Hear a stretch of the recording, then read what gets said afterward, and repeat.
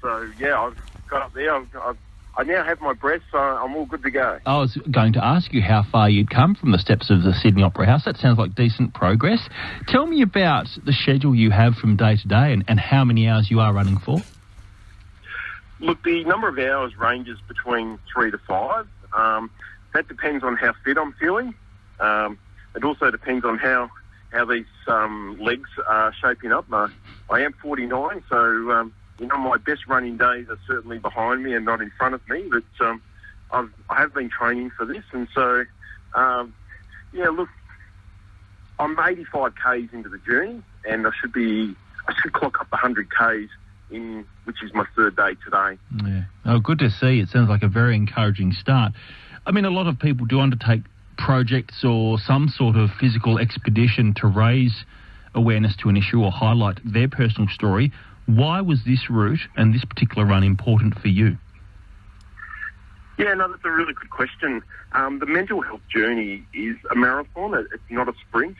And I thought in the years since we had our mental health, when I had my mental health illness, I've come across a lot of people that I felt that were struggling, and they were just struggling to move from to that next point. And so I've taken time off to pull alongside those people and help them get through that door into the next door. And I've done that more so one-on-one, but I've really found that the number of people is increasing, and I thought, no, look, let's do something a little bit more. I mean, one by one is going to work, but maybe we just need to raise awareness and understanding about mental health, especially with men, because we're not good at talking about these things, and really start the conversation. And, we're also talking to kids in the schools about resilience and how important that is, so that we're taking a preventative view with this run as well as dealing with mental health as well. It sounds like your personal experience does encourage you to use that proactive approach. I'm interested to know as well, some people I've discussed mental health issues with do believe that physical activity can help clear the mind and at least help you concentrate on getting better. Have you found that to be the case too, Brendan? Oh, absolutely. Look, I actually used to play football. That's the AFL brand of football. And I retired just before we had our first baby. And so I thought, well, I'm retired now, that's it. I'll put the cue in the rack and I'm done now. And, I stopped running, and I stopped looking after myself from a physical point of view. And really, my resilience over a number of years was based on me doing that exercise. And by taking that away, I left myself really vulnerable to be a mental health. And I know everyone's different, but it sounds like that is something that people do come up against if they have played, sport at a fairly elite level or a consistent level and then have a sudden change in that regime. It can, as you say, leave them quite vulnerable to other issues. And that's right, and resilience is so important.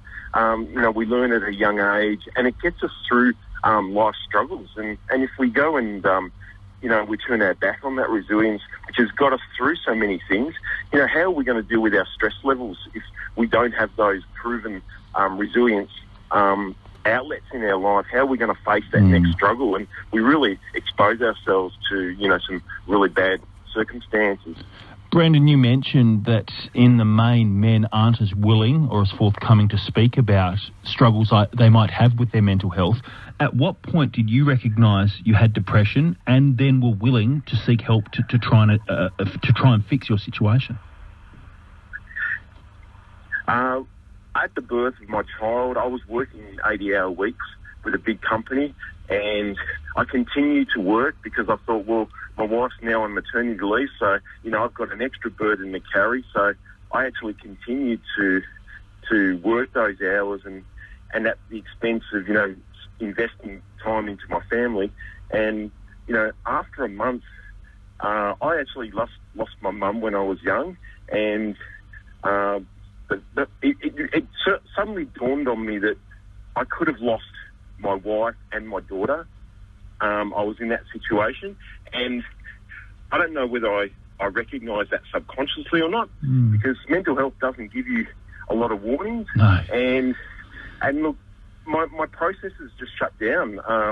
Someone was talking to me at work and they were moving their mouth, and I couldn't actually comprehend or understand what they were saying because my ability to process what someone was saying to me, it just suddenly disappeared. And I thought, I've got some serious problems here because I actually thought the guy that was talking to me was playing a joke on me. Wow. And then I didn't realise, and I thought, something's happened to me, and I don't understand what it is. Yeah. I think I'm in a serious place here. It's really amazing and honest of you to identify that very definite period that you clearly remember as to where things started going awry.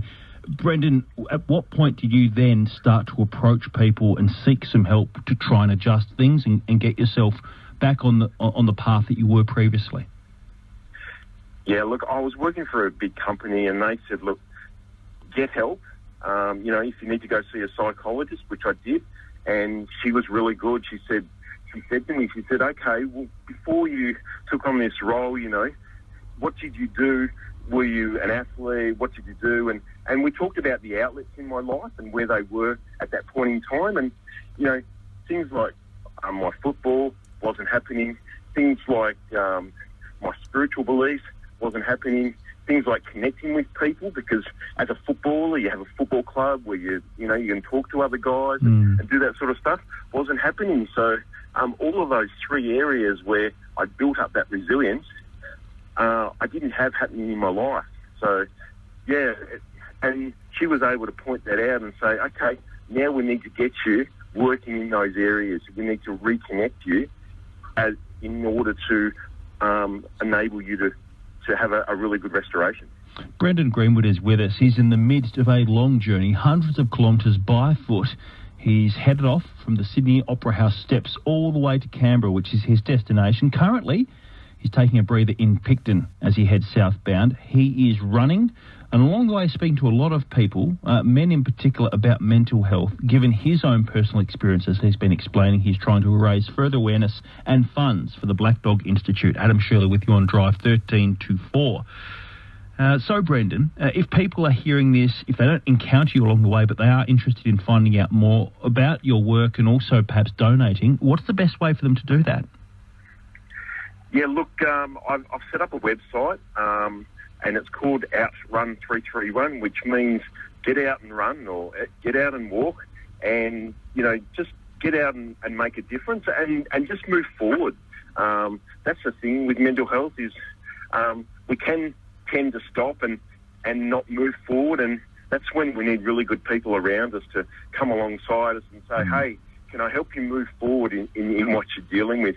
And really, the Outrun initiative is all about encouraging people who know people with mental health to really just make themselves aware and say, or make themselves available and say, hey, if you need a hand, just, sing out and I can come alongside and help out. It's all about helping people and helping to move people forward out of the chapter they're in, because a lot of people seem to get stuck in that chapter. And, when you think that there's no hope and you can't get peace, it's really easy to get stuck. And, yeah. That's when everyone supporting you becomes so important, I guess. Yeah, you really need to know that you've got good people around you, and you really need your friends to, I didn't know I had a mental illness. It was only, I did know because something serious happened, but if someone had to come up to me, maybe a bit early and said, hey, you're not yourself, what's happening in your life, and I explained what the symptoms were, then maybe what I went through wouldn't have happened. But it has happened, and now, I'm a big believer that we go through journeys in life and we use that and we're able to help other people by going through those journeys. I mean, it's never wasted. It's always an opportunity to help someone else. And, yeah, I'm a big believer in that. It's a great perspective to have, Brendan Greenwood. We'll let you rest up in Picton. That web page, just put into your favourite search engine, Outrun 331, to see the work that Brendan is doing and his fundraising for the Black Dog Institute. Brendan Greenwood, safe travels and all the very best for the continuing journey you're on down to Canberra. Fantastic. No, great talking with you today. And, Yeah, I'm living the dream here. I'm on a running holiday, it seems. So, yeah, no, it's all good. And the sun's finally come out in Picton. Thanks so much, Brendan. You take care.